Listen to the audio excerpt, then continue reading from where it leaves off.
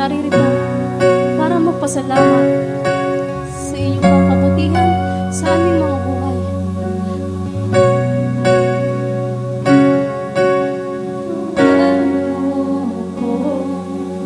Sa lahat ng pagkukulang ko, iaalay sa'yo ang puso ko. Nais kong makita ang kaluwalhatian mo.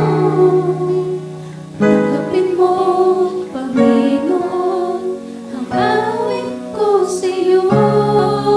Minsan pa po nating sambitin sa ating Diyos. Patawarin mo ako sa lahat ng pagkukulang ko, iaalay sa'yo